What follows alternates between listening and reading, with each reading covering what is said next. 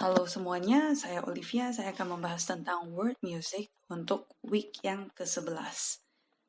Hari ini topik pembahasan kita adalah music di Sub-Saharan Afrika. Nah, mungkin di benak Anda berpikir, kenapa ya bukan music di Afrika saja? Kenapa harus music di Sub-Saharan Afrika? Nah, saya akan menjelaskan di sini. Sebenarnya kita di minggu-minggu yang lalu kita sudah pernah belajar music di North Africa yang kita gabungkan dengan music di Middle East. Nah, Anda lihat secara geografis di sini bahwa, di bagian sini ini adalah negara-negara Arab ya, di mana ada Yemen, ada Afghanistan, ada Irak, misalnya Iran, itu semua ada di sini. Nah, North Africa di sini berarti kita tahu di sini ada Mesir, terus di sini ada Libya, ada Algeria, dan ada Maroko. Nah, secara karakteristik, secara culture, saya pernah bilang bahwa mereka itu sangat mirip. Kenapa bisa mirip?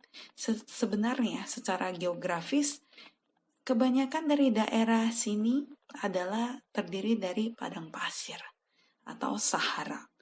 Nah, jadi yang disebut sebagai Sub-Saharan Afrika adalah negara-negara yang di bawah Sahara. Berarti kita bisa lihat ada West Africa di sini.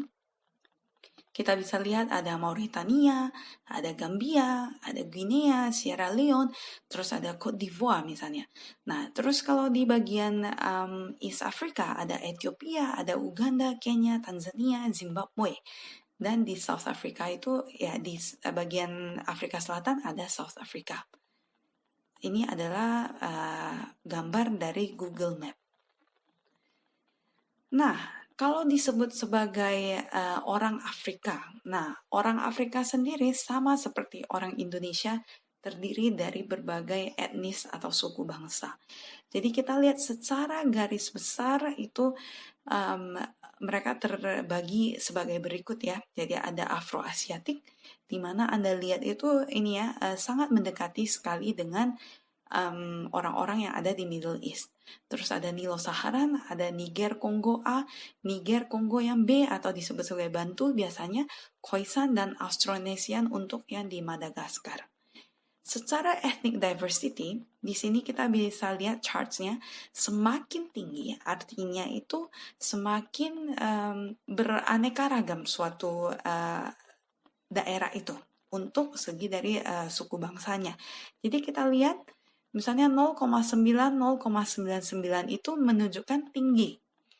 Dan Anda lihat berarti bagian dari East Africa ini banyak sekali ethnic group dan sub-sub ethnic group. Nah, untuk yang bagian hijau muda ini termasuk tinggi juga. Dan untuk bagian yang purple itu harusnya adalah maksudnya lebih homogenes atau lebih tidak terlalu banyak etnis atau suku bangsa. Dan itu hanya sedikit sekali kalau di Afrika.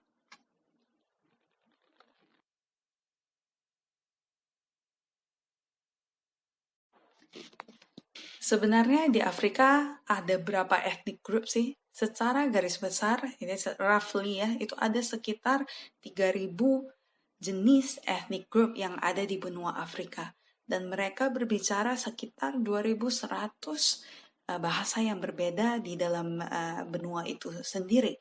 Nah, mereka sendiri sudah banyak yang menganut misalnya Kristen, Islam, terus ada yang Judaism, Hinduism, meskipun ini minoritas, dan ada beberapa ethnic group itu yang masih menganut agama tradisional mereka. Nah, seberapa berbeda sih ya orang Afrika ya, mungkin Anda belum ada gambaran, ini saya kasih ini ya, satu example yang sangat ekstrim gitu ya. Misalnya contoh ada satu Maasai ethnic group. Mereka itu adalah salah satu ethnic group yang mempunyai average tinggi yang paling tinggi di dunia. Nah, itu ada di benua Afrika. Nah, ada juga yang ini ya, orang yang paling kecil di dunia ini, yang disebut sebagai Khoisan, atau kita biasanya sebut sebagai Pygmies. Ini mereka itu adalah salah satu ethnic group yang mempunyai tinggi yang rendah ya, atau termasuk orang yang kecil atau pendek. Jadi kita bisa lihat misalnya contoh di gambar ini Maasai people atau Maasai ethnic group. Ini ada mereka itu biasanya ini ya bermukim di Kenya terus sama Tanzania bagian utara. Kita bisa lihat wah mereka itu cukup tinggi. Tahukah Anda average height-nya itu dari mereka itu adalah 1,9 meter, which is sangat tinggi sekali. Nah, ini salah satu intermezzo juga bahwa mungkin Anda ada beberapa yang senang dengan movie dari Black Panther yang punya Marvel. Nah, mereka itu ada menceritakan tentang suatu negara utopia di mana ada Wakanda ya. Nah, sebenarnya fashion mereka itu diinspire oleh baju-baju yang ada di Maasai ethnic group. Anda bisa lihat ya meskipun beda tapi mereka itu terinspirasi dari pakaian-pakaian orang Maasai ini. Ini adalah gambar dari picnic ethnic group. Anda bisa lihat sendiri average mereka itu cukup kecil ya orang-orangnya. Average mereka itu adalah 155 cm. Biasanya jadi ini orang pygmy ini bukan hanya hidup di Afrika, akan tetapi mereka juga sebenarnya ada di Indonesia dan Southeast Asia ya. Nah, akan tetapi karena kehidupannya itu biasanya di hutan-hutan atau nomaden, agak jarang diekspos oleh publik.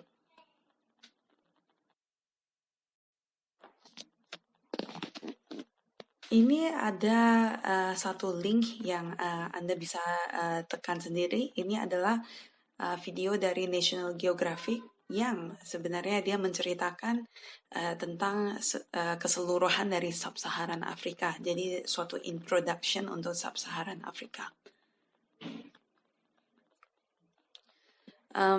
Jadi saya akan bahas contoh misalnya dari ethnic groups ya. Ini adalah ethnic groups yang besar yang terdapat di Sub-Saharan Afrika. Misalnya contohnya ada orang Hausa ya. Orang Hausa ini termasuk salah satu etnik yang terbesar di Western Afrika. Nah, mereka itu biasanya ciri khasnya itu adalah Muslim dan biasanya mereka hidupnya bersama-sama dengan family-nya ya, family besarnya. Lokasinya ada di mana? Ya di West Africa, so jadi ada di Nigeria, ada Niger, terus ada Ghana, Chad, Cameroon, Cote d'Ivoire, dan Sudan. Nah, ada lagi satu ethnic group namanya Yoruba. Nah, Yoruba itu adalah ethnic group yang terkenal untuk artwork mereka. Jadi mereka itu biasanya ini ya buat pottery, jadi buat tanah liat ya. Terus ada buat emas atau topeng gitu. Terus beads gitu ya. Itu semua itu di mereka tuh sangat pintar di dalamnya. Nah, biasanya mereka itu terkenal untuk apa? Bahwa best friend itu sangat penting sekali di Yoruba. Jadi bahwa mereka itu kalau mau mati itu bukan bertemu dengan keluarganya, akan tetapi dia itu bakal memanggil teman paling baiknya untuk datang dan bilang ke dia dying wish dia itu apa. Ini sangat menarik sekali ya. Jadi Anda bisa cek dan Anda bisa lihat ini adalah Hausa people dan ini adalah Yoruba people. Sangat berbeda sekali ya. Nah, terus ada lagi misalnya contoh ethnic group Igbo dan Oromo. Nah, Igbo juga sama seperti yang tadi ya, bahwa seperti kebanyakan sih dari ethnic group di Afrika, bahwa mereka tuh suka tinggalnya itu bersamaan dengan keluarga besar. Nah, mereka itu berpikir untuk Igbo ini bahwa spirit mereka itu, spirit dari ancestor mereka itu sangat penting sekali. Jadi banyak sekali ritual yang sebenarnya ini ya worship ancestor mereka.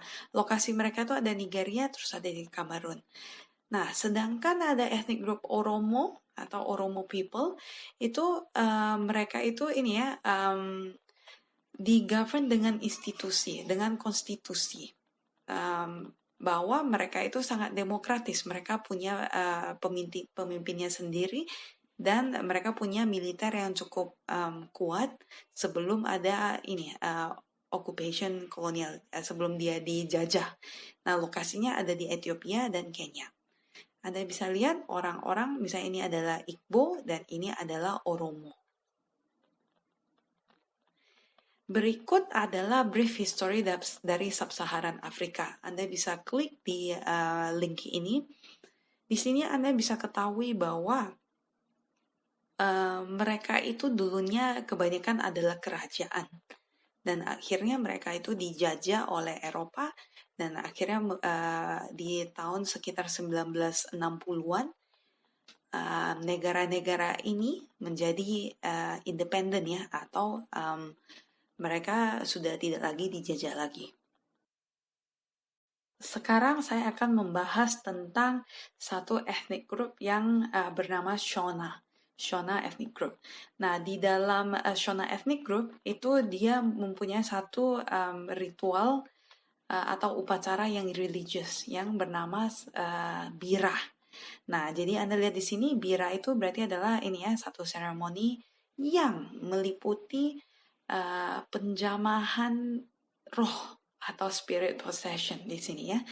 Nah, Shona, orang-orang Shona itu mereka percaya bahwa ancestor mereka atau tetua-tetua mereka yang sudah meninggal itu selalu masih berhubungan dengan mereka dan bisa mempengaruhi kehidupan mereka. Jadi orang-orang Shona itu mereka menekankan bahwa kita harus mempunyai relationship yang baik dengan parents kita, dengan grandparents kita, dan dengan tetua-tetua lainnya. Nah, akan tetapi berbeda dengan misalnya contoh filosofi dari Tiongkok ya gitu ya, bahwa hubungan baik ini tidak hanya sebatas waktu kita ada di dunia ini.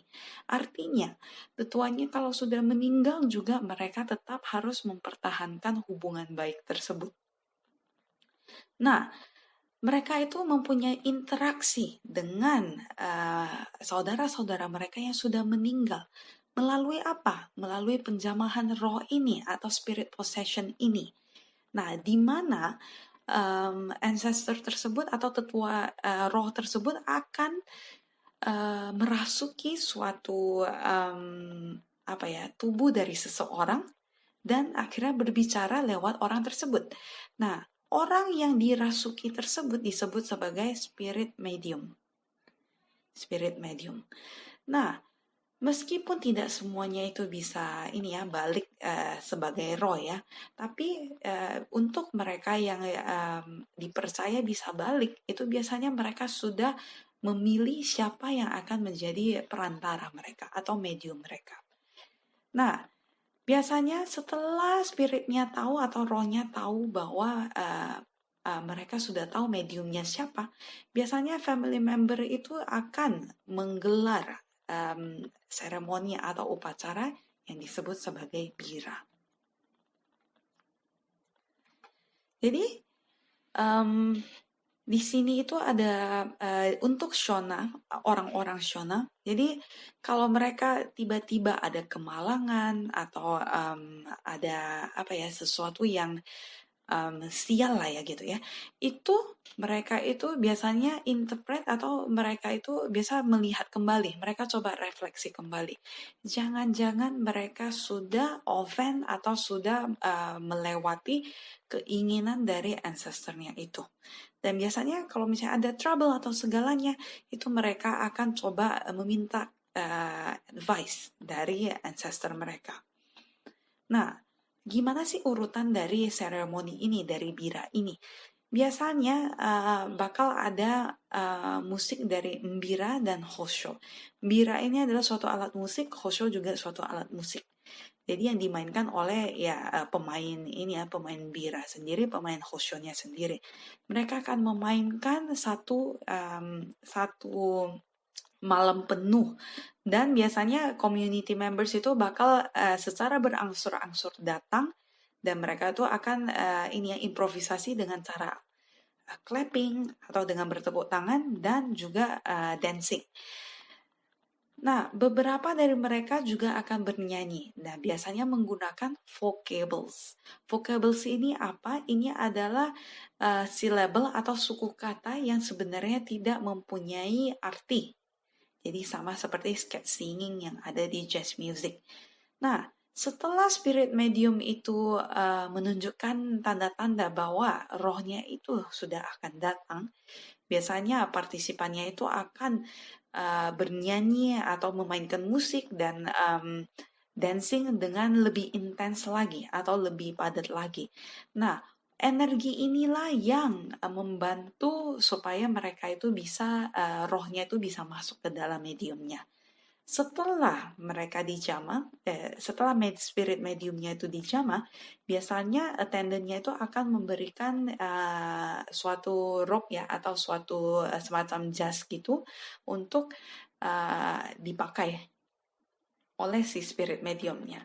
Nah, setelah spiritnya sudah rohnya sudah memasuki spirit mediumnya selama beberapa waktu, musik itu akan stop dan hostnya itu akan coba ini semacam MC-nya lah ya. Mereka tuh akan greet dengan formal greeting.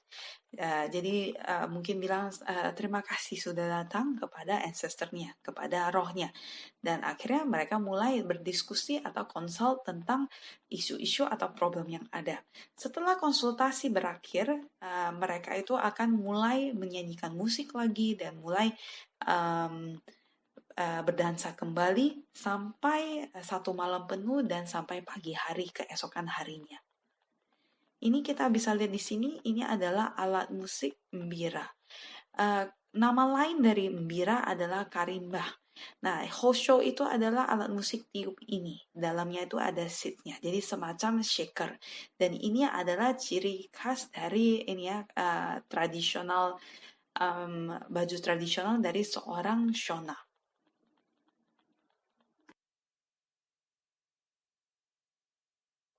Nah, apabila Anda ingin melihat keseluruhan proses, itu Anda bisa lihat dari sini. Ini adalah ritual dari bira sendiri. Anda bisa lihat di sini ada bira, terus ada hosho di sini. Jadi Anda bisa klik link YouTube tersebut untuk mengetahui gimana situasinya ya. Nah, jadi sebenarnya kalau misalnya Anda mendengar lagu tersebut, jadi bira ritual itu ya, jadi kita bisa tahu bahwa ada fitur-fitur atau prinsipal utama dari Shona music tersebut, yaitu 3 ini. Ada interlocking, ada call and response, dan ostinato. Interlocking ini mungkin Anda sudah pernah dengar sebelumnya yang ada di gamelan music misalnya. Jadi misalnya seseorang itu dia bermain misalnya cuma 4 nada. 4 nada terus nanti dia ada sekumpulan orang lagi itu dia akan bermain juga misalnya 4 nada tapi di sela-sela dari antara 4 nada tersebut. Nah, jadi interlocking itu kalau Anda bilang adalah suatu praktek untuk fitting satu pitch ya pitch dan beats kepada space yang ada, kepada parts di mana ada space. Nah, jadi kita lihat mereka itu ini ya biasa bisa alternate juga ya atau mengganti pitch atau dari phrase dari suatu ini ya dari suatu part gitu. Nah, hal ini yang membuat satu kesatuan dan biasanya ini disebut juga sebagai Hoket teknik. Hoket teknik itu ada juga misalnya kalau Anda di musik klasikal ya, jadi Haydn itu paling banyak menggunakan Hoket teknik. Kita lihat di sini misalnya, ini do mi, mi gitu ya. Dan di sini di sela-sela itu pasti dia masuk sesuatu. Jadi masuk nada atau ritme yang gitu ya. Nah, ini yang membuat kita kalau dengar do mi si do mi gitu loh. Ngerti nggak? Jadi bahwa mereka itu ini sebenarnya 2 parts akan tetapi karena dimainkan oleh 2 part gitu ya, kedengaran itu seperti satu tapi sebenarnya 2 dan inilah yang disebut sebagai interlocking. Nah, call and response. Call and response itu ada di musik jazz dan inilah sebenarnya cikal bakal kenapa disebut African American music juga. Nah, uh, artinya call dan response adalah seseorang membuat statement dan yang lainnya itu akan merespon. Jadi misal kita lihat seseorang itu bakal nyanyi misalnya ini bagian depan 2 bar ini, terus nanti di setelahnya itu ada yang merespon dengan misalnya suara yang kedua di sini. Terus baru ada lagi oleh soloisnya misalnya. Ini contohnya Anda bisa lihat di sini. Ada juga istilah ostinato. Nah, ostinato ini harusnya di pengantar sejarah juga sudah ada. Jadi ini adalah suatu melody pattern atau rhythmic pattern yang berulang atau cyclical di sini. Nah, Anda misalnya kalau lihat sebenarnya African rhythms itu misalnya seperti ini. Kebanyakan itu mereka compound. Jadi biasanya 3 lawan 2, kalau enggak 3 lawan 1 misalnya. Jadi Anda lihat di sini misalnya pim pim pim pim pim pim misalnya kayak gitu. Nah, sedangkan ini adalah compound. Nah, kenapa harus ada ostinato di African musical tradition? Karena mereka itu sangat menjunjung tinggi partisipasi dari komunitas. Artinya apa? Jadi bukan hanya pemusik atau profesional pemusik saja yang bermain musik. Jadi mereka memainkan satu cyclical pattern supaya yang non-musisi, misalnya non-pemusik, mereka juga bisa join untuk bisa ikut bernyanyi misalnya atau ikut bertepuk tangan. Oleh karena itu, ostinato itu dipakai untuk ethnic groups di Afrika. Jadi kita kalau lihat secara general karakteristiknya itu adalah ada interlocking di bagian melodik sama ritmik, terus mereka itu lebih ingin tekstur yang tebal. Jadi bassy timbres itu adalah timbre yang cerah sebenarnya. Nah, terus sama cyclical forms. Jadi dengan ada ostinato berarti berulang-ulang. Terus sama mereka itu sangat menjunjung tinggi ritme yang fleksibel. Jadi Anda bisa lihat tadi misalnya dia compound gitu. Biasanya dia selalu 3 lawan 2 kalau enggak 3 lawan 1.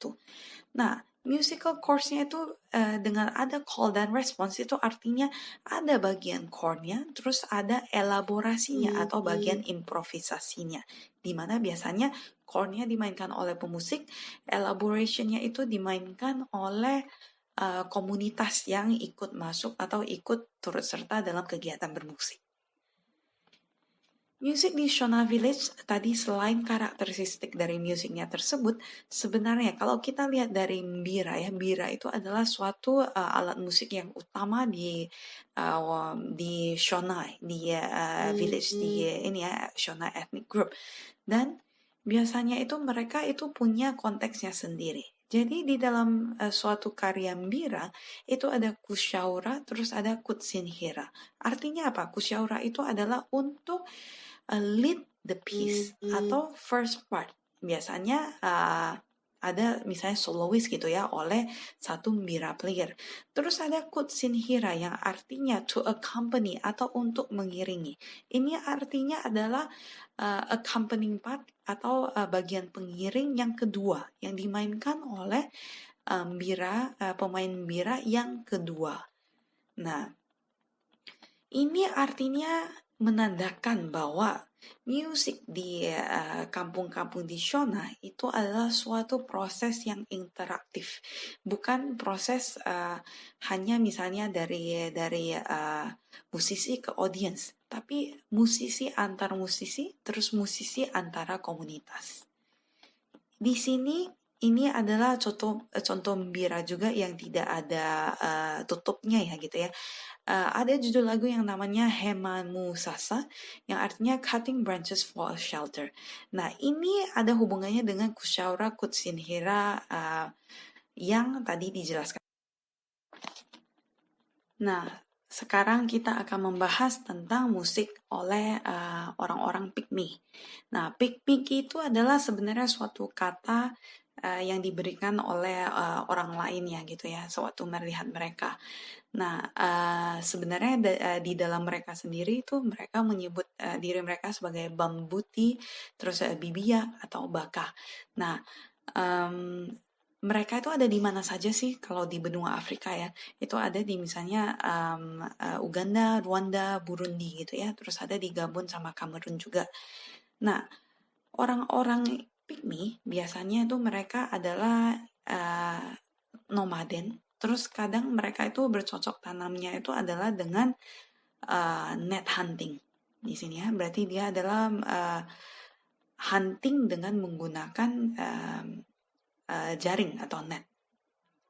Nah, untuk orang Pygmy, net hunting misalnya adalah suatu hal yang komunal atau hal yang harus diikuti oleh komunitas secara keseluruhan.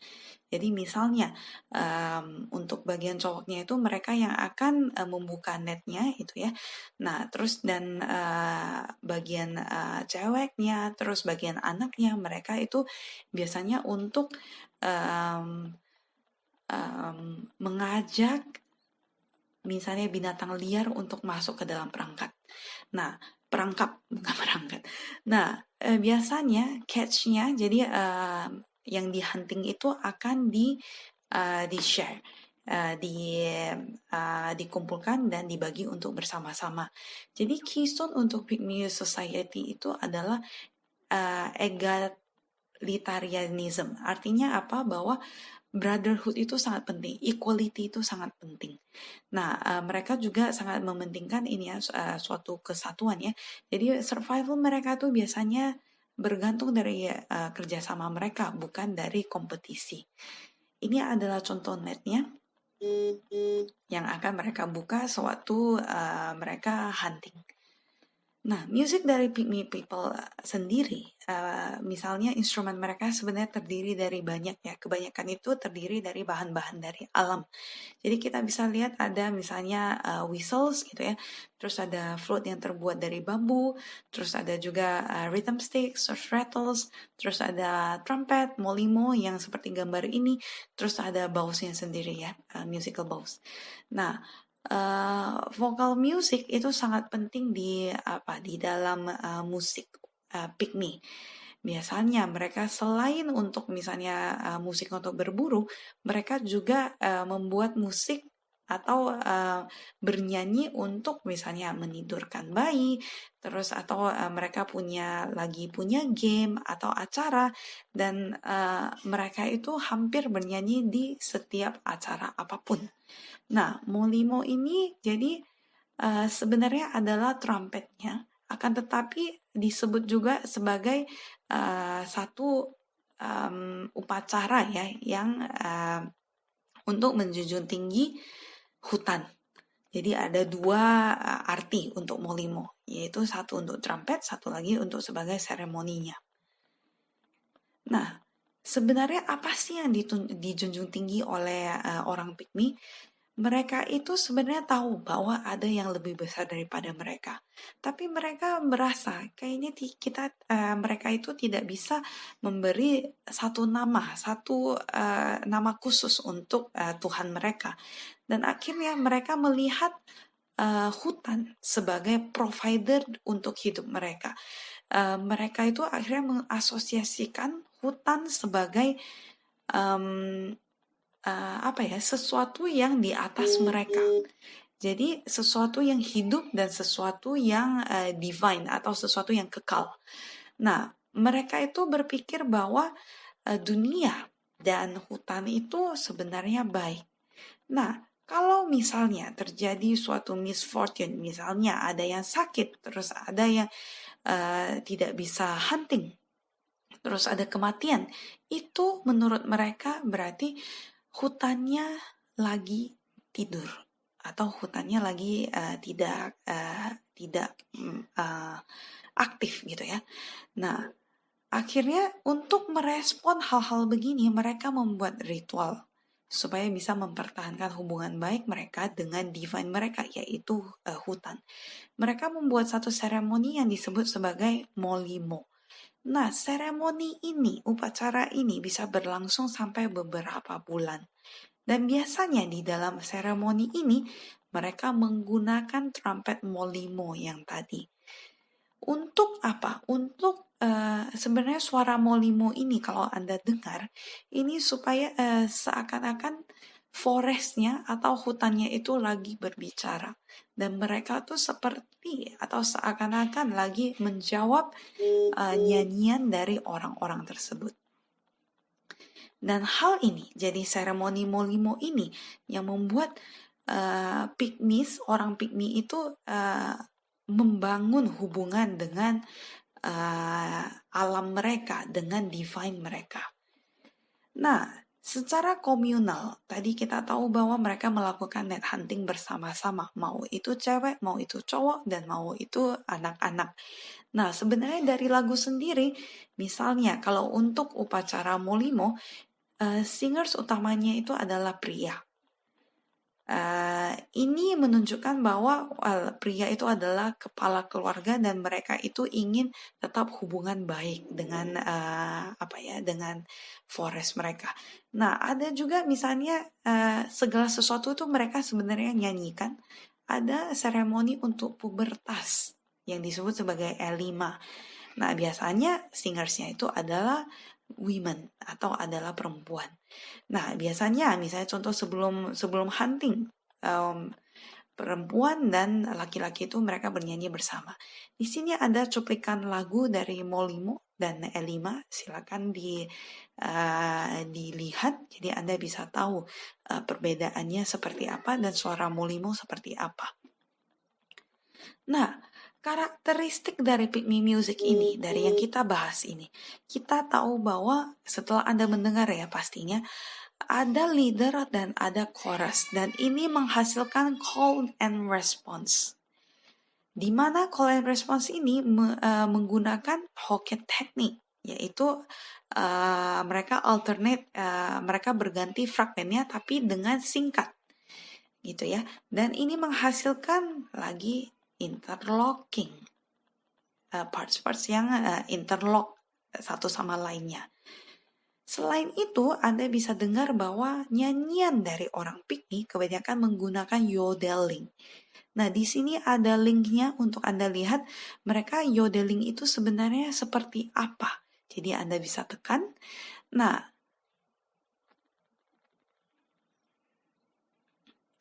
selain itu, ada juga dari sound yang ada, ini sama seperti karakteristik musik Afrika pada umumnya, bahwa soundnya itu berlayer-layer, artinya sound layer dari soundnya itu tebal. Dan mereka juga menggunakan ostinato cyclic pattern yang berulang-ulang atau cyclical. Nah, sekarang kita akan membahas satu ethnic group lagi. Tadi kita sudah membahas Shona, terus ada Pygmy, dan sekarang kita ke Mande. Nah, Mande ini adalah orang-orang yang ada di West Africa atau Afrika Barat. Jadi ini adalah orang-orang yang paling banyak ke Amerika ya sebenarnya. Nah, kita lihat misalnya kalau negara-negara yang ada di Afrika Barat itu misalnya contohnya Senegal, Gambia, Guinea, Mali, Cote d'Ivoire. Nah, biasanya mereka itu bakal mengklaim diri mereka itu adalah berasal dari kerajaan Mali. Nah, dengan kerajaan Mali itu adalah kerajaan yang sangat besar sekali dan mereka tuh kerajaan yang sangat kaya sekali. Nah, dari adanya histori ini, sebenarnya society dari Mande sendiri berbeda misalnya dengan Shona dan Pygmy, itu mereka tuh sangat mempunyai status gitu, mempunyai hierarki sosial. Berdasarkan apa? Berdasarkan spesialisasi dari pekerjaan mereka. Nah, ada dua kategori untuk sosial kategori untuk Mande ethnic group. Itu yang pertama adalah Sula. Sula artinya ordinary people, yang terdiri dari misalnya petani, terus pedagang, terus orang-orang yang bekerja di city ya gitu ya, di kota, terus aristokrasi sendiri juga masuk di dalamnya. Nah, Maaf di sini saya salah tulis. Terus ada Nyamalo. Nyamalo itu adalah orang yang punya ini specialized craft. Mereka punya profesi khusus. Di dalamnya adalah istilah jali, kalau enggak griot. Griot sebenarnya yang paling banyak ditemukan. Itu yang berarti musician atau pemain musik. Nah, untuk Anda yang ingin tahu Maling Empire itu seberapa besar sih, ini adalah satu video yang cukup bagus. Ini menceritakan tentang Mansa Musa, salah satu raja di kerajaan Mali yang disebut sangat-sangat kaya, atau salah satu orang kaya yang pernah hidup di dunia. Jadi silakan dicek di link YouTube ini.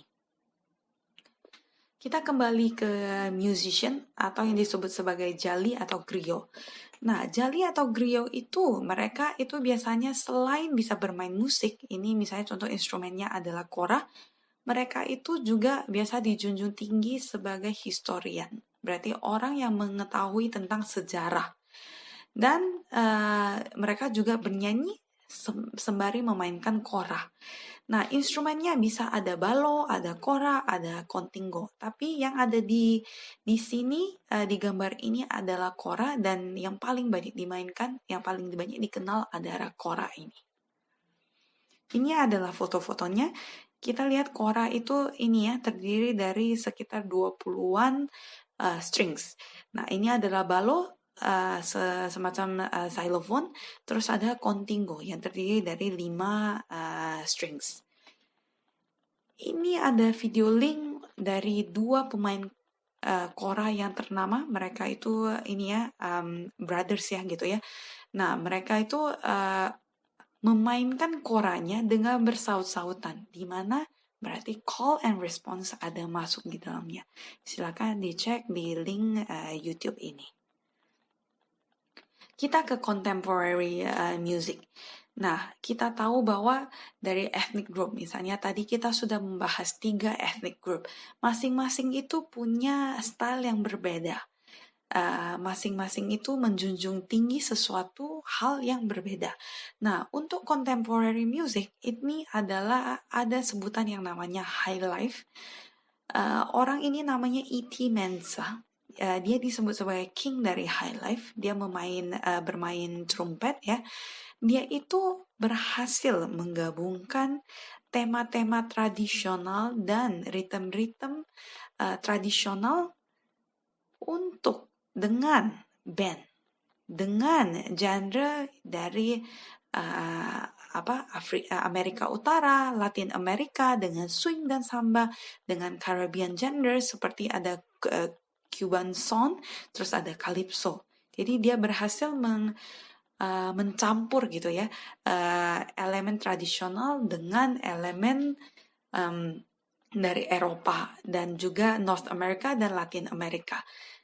Nah, biasanya dia tuh memakai gitar elektrik, terus dengan brass instruments, dan juga dengan percussion section yang Cuban style. Anda bisa cek di link ini, jadi Anda bisa tahu suasana dari high life sendiri seperti apa. Kita ke summary. Apa yang kita sudah pelajari? Kita pelajari bahwa di Sub-Saharan Afrika itu adalah suatu daerah yang sangat besar karena itu adalah suatu benua, dan mereka mempunyai society yang sangat berbeda juga dengan musiknya sendiri yang berbeda juga. General karakteristik dari Sub-Saharan African music ada ostinato, terus ada polyphony dan interlocking parts. Musik mereka, performance mereka tergantung dari social structure-nya dan kondisi yang ada. Ini tadi misalnya Anda lihat dari Shona, itu mereka menjunjung tinggi ancestor-nya, roh dari ancestor-nya. Sedangkan misalnya ethnic group dari Pygmy, mereka menjunjung tinggi hutan. Nah, jadi berbeda-beda dan menghasilkanlah musik yang berbeda juga. Di 20th century muncullah musical influence yang modern, yang cosmopolitan dari Amerika Serikat, dari Latin Amerika, Caribbean Island, dan Eropa yang digabungkan dengan African musical scene atau dengan style lokal, dan akhirnya menghasilkan new vital African music style yang kita kenal sebagai high life.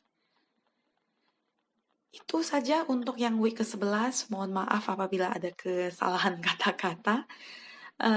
Ini ada kuisnya yang untuk menandakan Anda datang ya gitu ya, mark your attendance. Nah, sebenarnya di kuis itu Anda bisa cek di Moodle dan ingat, sebelum Anda start attempt itu Anda coba jawab dulu ini. Anda tahu dulu jawabannya sebelum Anda masuk. Kenapa? Karena ini ada deadline waktu. Jadi Anda sekali start attempt, Anda itu hanya diberi waktu 45 menit untuk menyelesaikannya. Soalnya apa? Soalnya ya 5 ini.